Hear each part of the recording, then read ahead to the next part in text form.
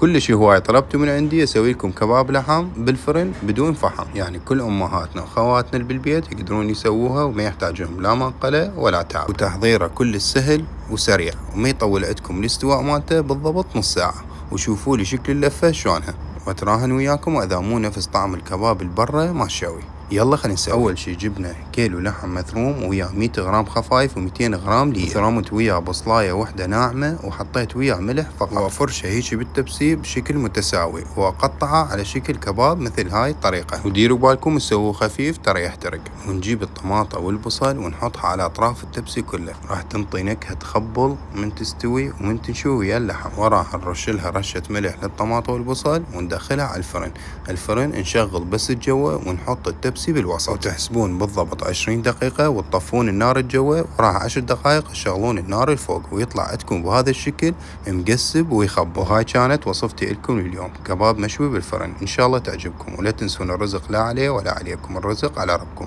واني احبكم كلش هواية.